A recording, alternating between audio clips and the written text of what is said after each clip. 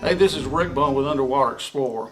What if you're swimming along on the bottom of the ocean and all of a sudden you look at a tractor trailer load of silver bars, gold, emeralds, jewelry, just enough to blow you away? We're going to talk to a guy that did just that, found $450 million worth of treasure of the Etosha. Hi, I'm Kim Fisher. And I'm Sean Fisher. Together with my grandfather Mel Fisher, our family's been hunting treasure for over 50 years. I found my first piece of bait when I was only 9 years old, and I've been hooked ever since. Once you found something like this, you never forget it. Now the Etosha was loaded with treasure coming from the New World, and she sank in a hurricane off the coast of Key West in 1622.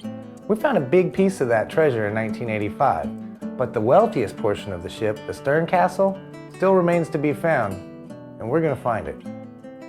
We invite you to join our family and make history. Let's go find treasure. Today's the day. We're in Pompano Beach right now. We're going to start things off with a little boat ride in the Intercoastal Waterway. This is the boat of Doug Sailors, inventor of the Baby Be Bright. That's Jamie. And we're in the Intercoastal going out into the ocean, and we're only going to stay in about 30 feet of water. It's a very calm day, which is usual during the summer months.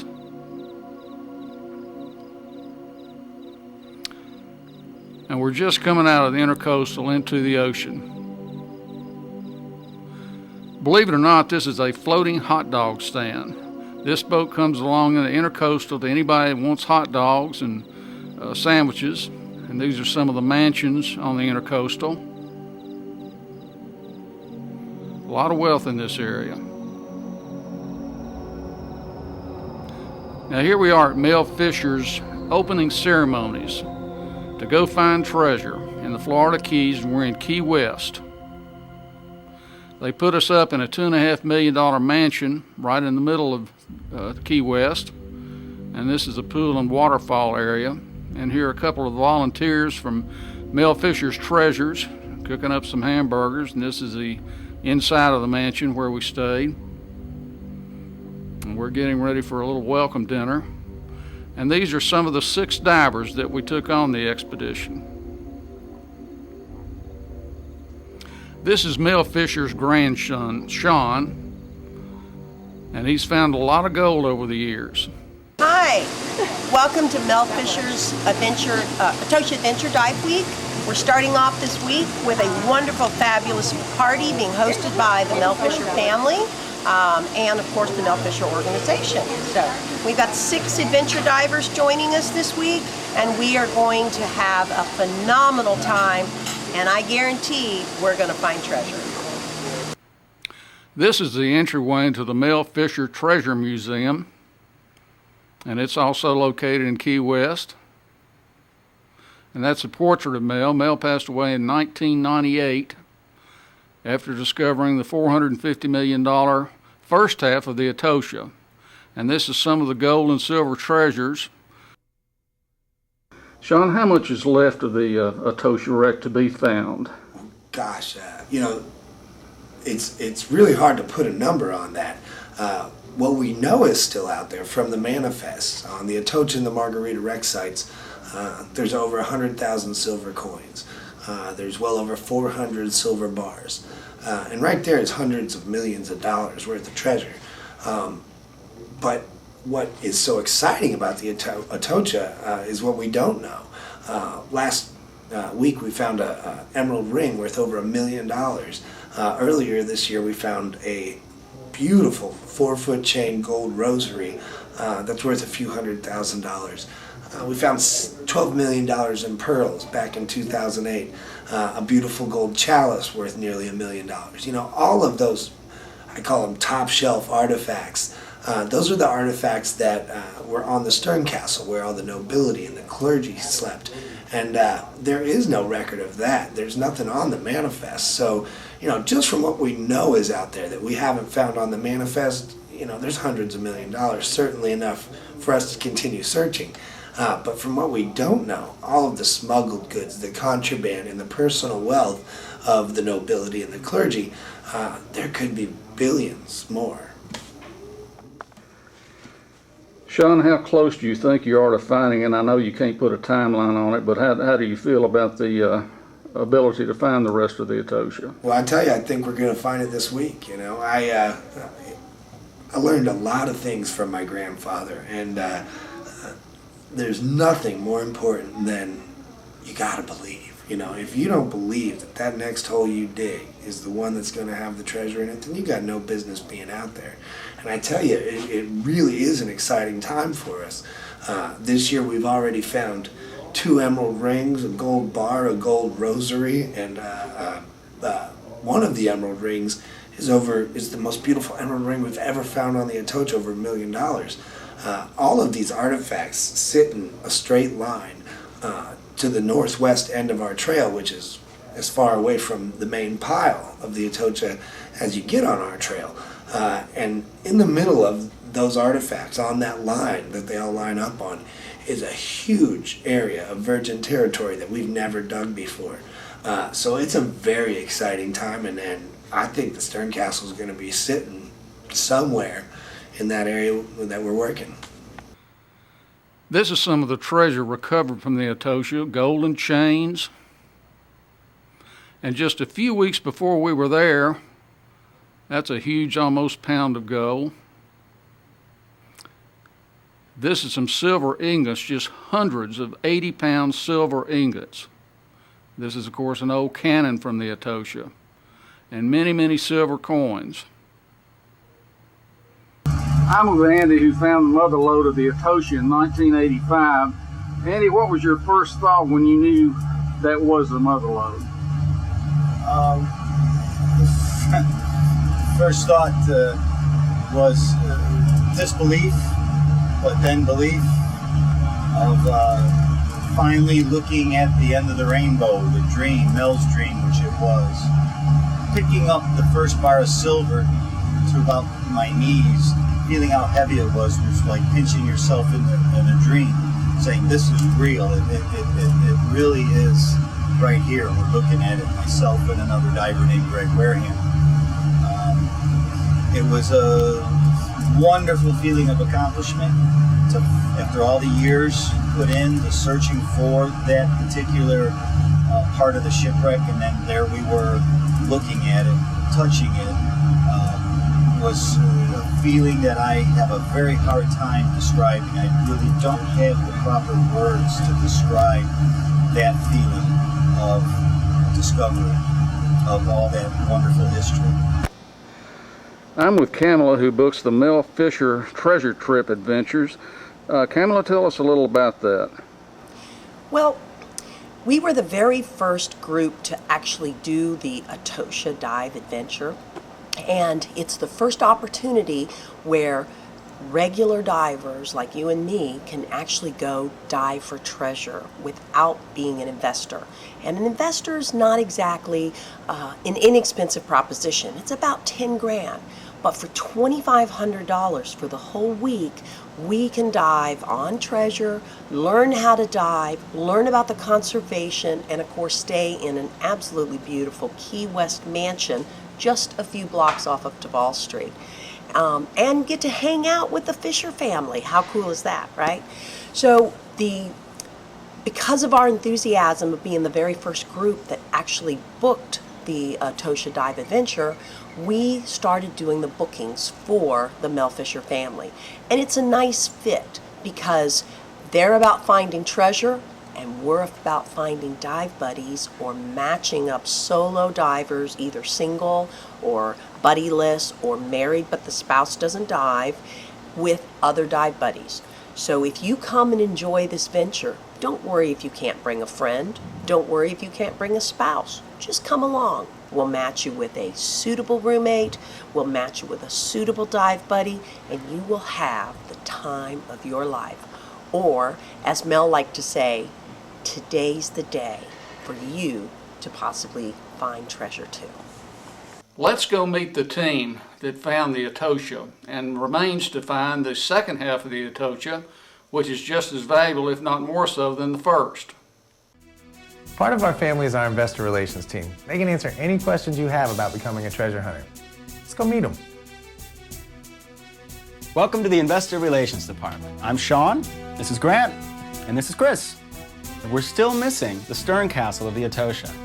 The stern castle is the rear end of the ship. This is where all the very wealthy would have been. The clerics, clergymen, officers, the captain's quarters.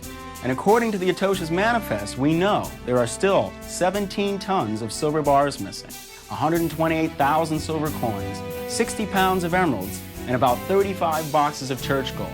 Remember, as an investor, you're not only welcome, but encouraged to come and dive with us on the site.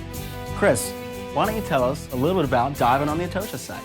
Okay, Sean. As an investor, you get to go out and dive the Etosha Trail with us, or you can sift for emeralds. And when you find your first emerald or your first piece of treasure, you get to keep that, as long as it's no more than 6 times the value of your investment.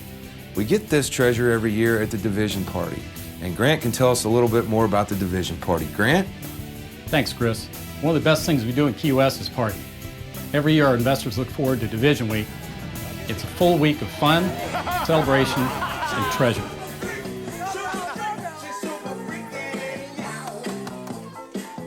Our division parties are out of this world. But the best thing about Division Week is dividing up all the booty and the treasure with our investors. She's giving out gold coins. What can I say? People are investing in this expedition for the fun, the romance, and the adventure. But as Grant said, the funnest part for us is dividing up all the treasure amongst our investors. Here's an example of what you might get when we find the stern castle, or as Mel said, the other mother.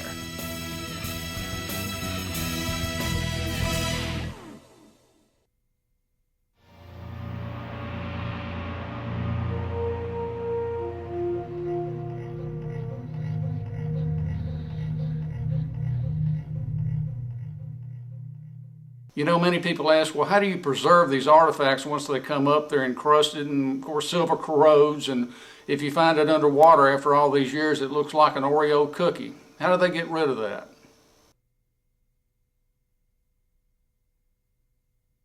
Should be a great day. I'm excited. Yeah. This is it. It's gonna be good. So Art, you got all your dive gear? I've got all my gear with me, yes. Great. You got mask, fins, snorkel, BC, regulator, And weight belt. Some knee pads and a pair of gloves. Good on you, that's so good. All set. And you know you don't need tanks, so we didn't bring tanks because all the tanks are out on the boat. So that's good. How about paperwork? Did you bring your paperwork? I brought my paperwork with me, yeah. Are you ready to find some treasure today? I'm ready to go. How long is it going to take us to get out there? It'll take about an hour and a half. An hour and 20 minutes.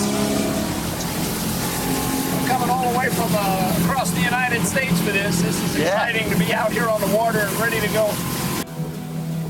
Been dreaming about this for a long time since I've been a diver for a long time. Yeah, there's nothing like treasure hunting, you know? It's really the thrill of the hunt. And then when you actually find something underwater, boy, you'll never forget it. Just got to remember to keep my regulator in. That's right. That's the only thing. That's right. Yeah, we got it. Right. And then I'll hand stuff over to you guys. It's pretty high stuff. You ready?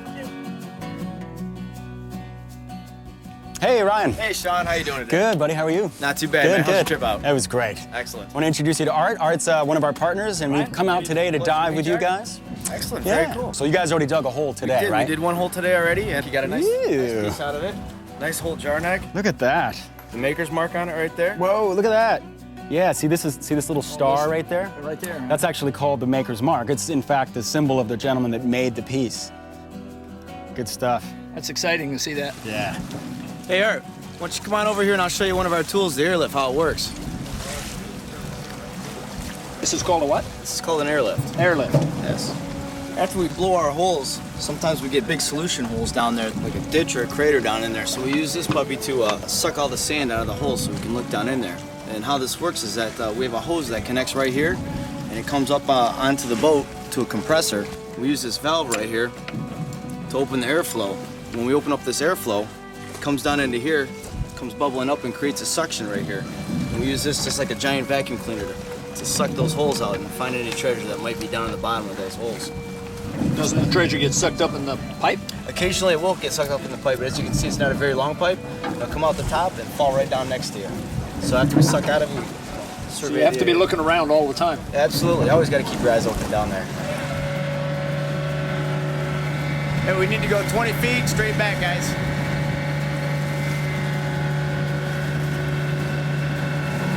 Forward.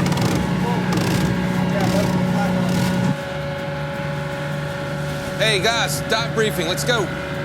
In this area, it's called the quicksands. There's about 20 feet of sand here, so we blow for an hour, then we get in the water. We need to help them visually search because gold chains and links won't hit on a metal detector, so our extra eyeballs down there are a big service in looking and seeing what's there. Nature doesn't work in perfect circles and straight lines. If you find something down there and there's any question at all, show it to me or show it to one of the guys. Let's gear it up. Let's go diving. Hey, Captain. Sean. Art's getting ready, so I figured maybe we could just chat a little bit about the last hole you dug, what you're finding in this area, and where exactly on the trail we are. Okay, well, we're in the quicksands, and where we're at right now is the hole we just excavated is right in here. We're about to move up a little bit to the north there. Okay. Try to connect to filling in the gap there. So how many coins have you found along this new part of the trail that you've been on? I believe it's about 25 silver coins starting from here to here have been recovered. So in the last hole you found, it looks like, is that P and the blue? We got some code for pottery shard there. And then that obviously says spike, so that's an iron spike. Yep. And musket balls, 23 musket balls, 19 musket balls. Wow, yeah, there are thousands of musket balls here. And musket balls are made of lead, right? Lead musket balls, yeah. Didn't you used to say that, you know, where you find lead, you might find gold? It's one of our old sayings, lead leads to gold. Well, if that's true, then Art and I might be finding gold in the next hole. That's absolutely true. That's exciting. Yeah. Who knows what's in the next hole, right? It's right now. Art's ready, huh? Art's ready. And I'm ready now. I'm psyched. All right. Great. Thanks, Sandy. Okay. We'll see you after the dive. Yeah. All right. All right, man, good luck. This is it. Hey, this is the time. This is it. This is what we're looking for. It's what it's all about. Absolutely. Can't find it sitting at home. Can't find it sitting at home.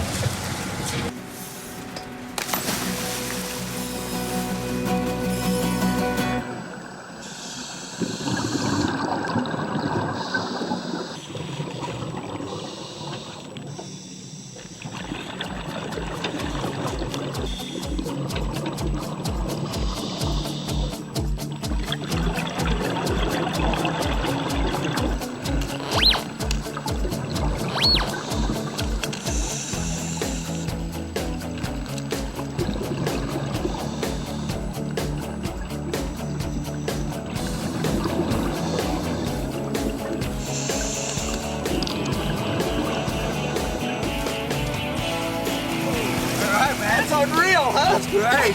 Unbelievable. Got one. Found one. All right. Yeah.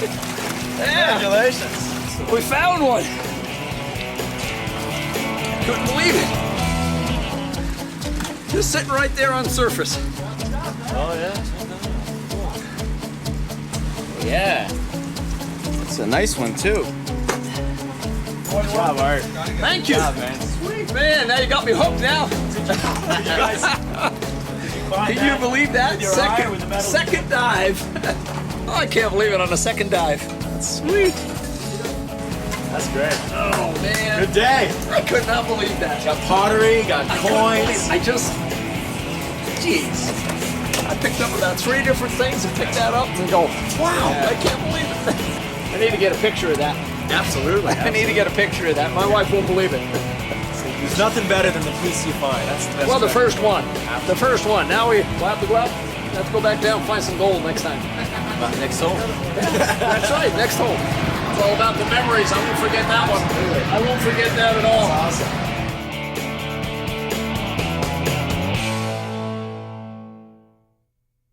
Now that we're back at the dock, let's check out our other salvage vessel. This is the Dare. Now, just like the Magruder, the Dare has 2 mailboxes, but it also has a very large crane. This crane can lift 3,500 pounds. One of the bronze cannons would weigh about 2,500 pounds. Remember, we're missing 12 bronze guns.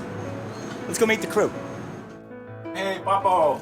Hey, how's it going, man? Good, buddy. How you? Good, how are you? Good, good. So where are you guys working? Yeah, we opened the area here.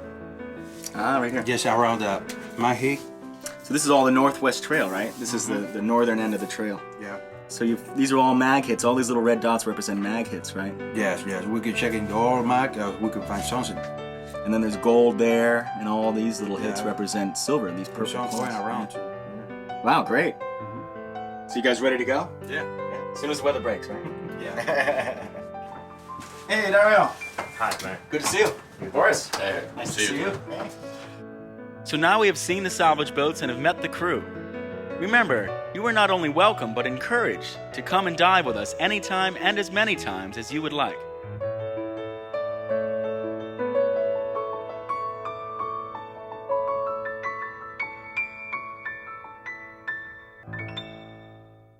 How do you determine the value of an emerald? These were some of the biggest emeralds to ever come out of South America. Manuel Maciel is a world-renowned emerald expert, and according to him, Atocha emeralds are some of the most valuable emeralds in the world. Been in the emerald business for about 50 years now. Started out emerald mining as a young man in Colombia for 6 years, survived that, and then went on to wholesale emeralds to India and other parts of the world. Moved to Key West not too long before Mel found the wreck of the Atocha and the Margarita. So for me, it's been an exciting experience. It's like having an emerald mine in our backyard here. The important thing about the emeralds of the Atocha is that they come from Muso mine in Colombia. And of course, Colombia has two major mining regions. One is Chivor and the other is Muso. And Chivor is renowned for the brilliance of its stones, and Muso is renowned for the color. The color of the emeralds of Muso are the standard by which all emeralds are judged throughout the world from whatever country they come from. And wonderfully, here we are in Key West, and we have a source of the finest emeralds in the world, which are the emeralds from Muso as the world standard, and they're from the wreck of the Atocha. One of the characteristics of Muso is to produce large emeralds of very fine quality. And in that regard, you can see the emeralds here are quite large for emerald rough. Most of emerald rough are 3-carat pieces, more like this or this size here. This is a very large emerald. But just to show you what the potential is, this is we believe to be the 4th largest emeralds from Muso mine in the world. The other 3 are in the Bank of the Republic in Colombia. So what you're looking at here is the only emerald of this size outside of Colombia in the world. And this could be small by comparison with what may be still out there somewhere in the sands of the sea near the Atocha. There may be one emerald down there over 1,000 carats. As we know, the Atocha sank in September of 1622, 3 months before in Colombia at Muso mine. The Spaniards had the largest recovery of emeralds they had ever had in their history of their operation of the mine. That was in June of 1622. It's been said that the number 69 pounds, but I think actually there were much more than that, because even I, as a young man, used to ship to India 70, 80, 90 pounds of emeralds. So if this was the largest recovery of emeralds that the Spaniards had ever had, it's conceivable that there could be 500 pounds of emeralds somewhere there on the sea bottom. So there's still a lot waiting out there. It's important to illustrate the potential value of an Atocha emerald. The emeralds of the Atocha generally run anywhere from 4 to 6 times the conventional emerald market. This is an artifact of history.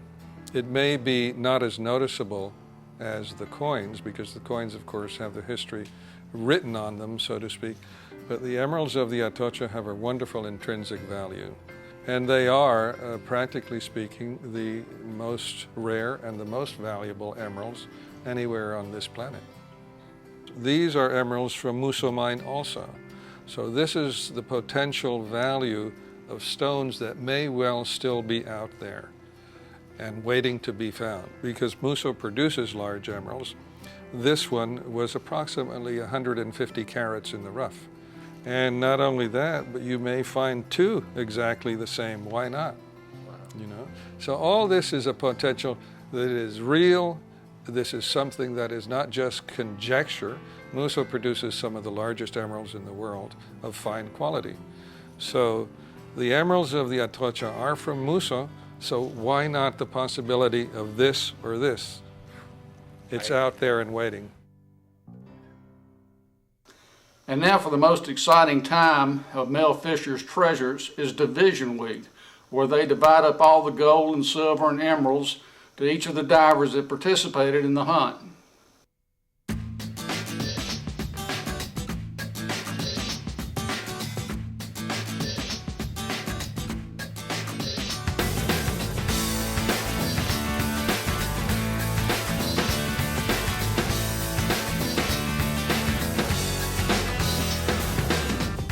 As you can see, this investment is full of adventure. But the best part is the division party, where you will receive your fair share of all the booty found.